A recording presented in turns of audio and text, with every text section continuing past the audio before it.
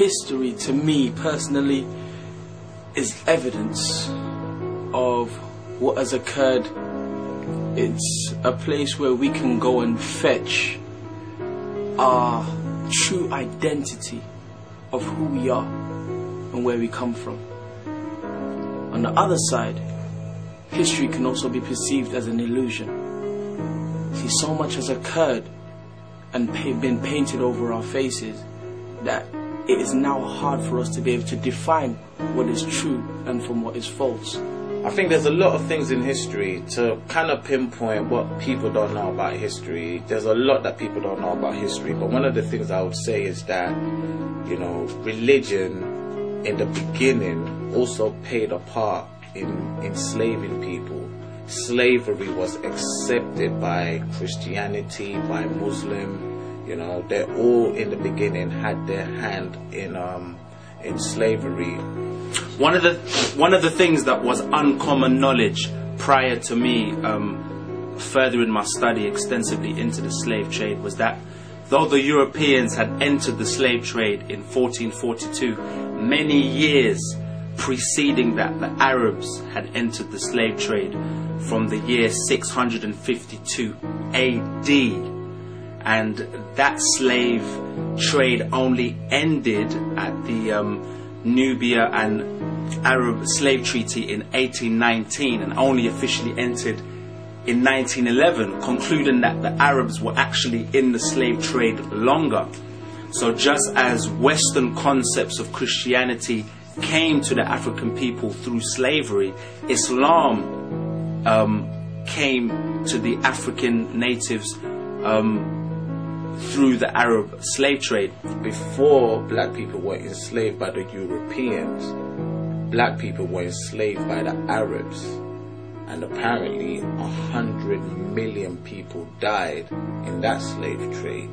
So when you put the figures together, all together, they reckon or estimate around 220 million black people lost their lives.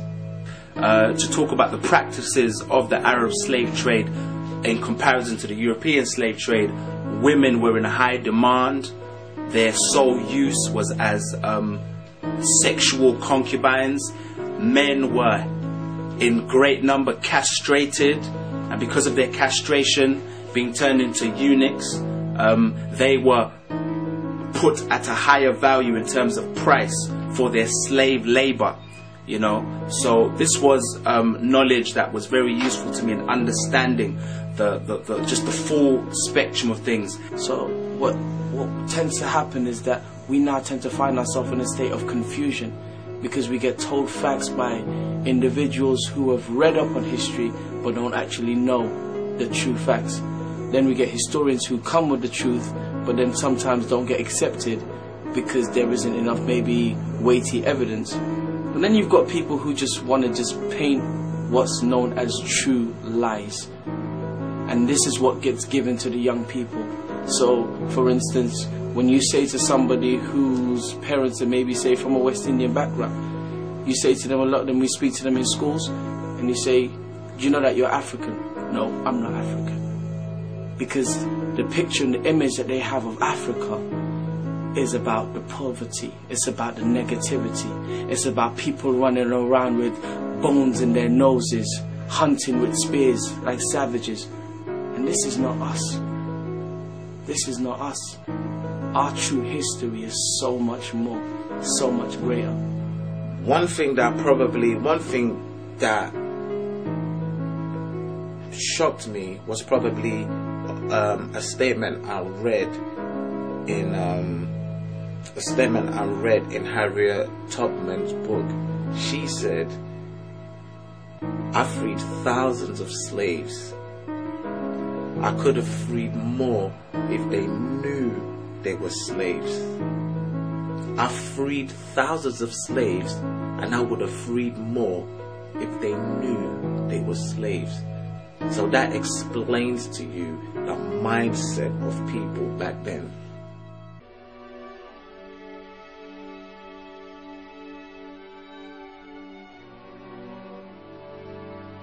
Slavery ended approximately towards the end of the 19th century, and black people were a wounded people. African American people were a wounded people. In the South, you had the rise of the Ku Klux Klan, who were lynching and just causing the victimization of people of African descent. So African Americans lived in fear. Families were torn apart, and this was done on a psychological, spiritual, mental level that we are still even trying to grasp today. So you're talking about people who weren't allowed to drink from certain fountains. If a white person was coming down the street and you were on the same pavement, you had to move. You were not allowed to walk in the same line. That right there is what you call degrading. It's what you call dehumanizing. It's what you call treating people like mere dogs, animals. There was a lot of people being killed for no reason. Black people, there was a lot of lynching. You know, Americans felt, the black Americans just felt, you know, belittled. They didn't get the right jobs. They just felt downgraded. And there was so much racism. And one of the main events that stood out for me is in 1944 when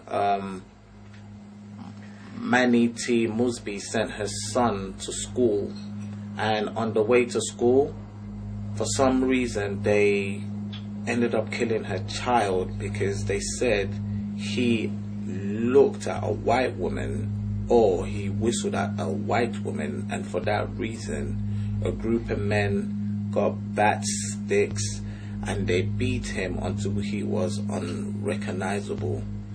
And I can't imagine how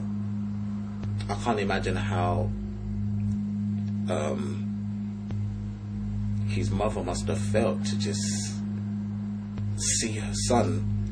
And I mean, they beat him and he was literally unrecognizable, and that just caused an uproar within the black community. And those kind of events always brought up riots, and the blacks and the whites would just get into this collision and these fights because of injustice.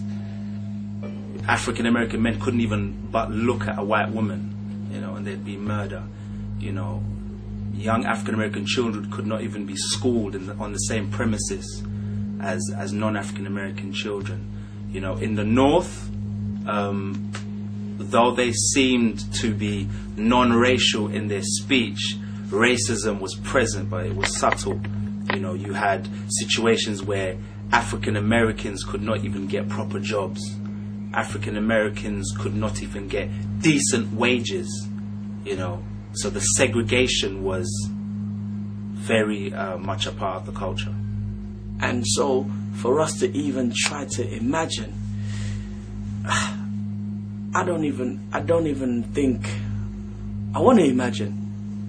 As sad as it is, I don't think I want to imagine, because when you begin to go into that thought process and you live there too long, you can actually find yourself in a position of maybe what's known as post-traumatic slave syndrome, where there's so much hurt inside you. You can just actually either turn that into a positive where you say, you know what, I know people have struggled for us to be here today, and turn that into a positive energy, or it can actually make some young people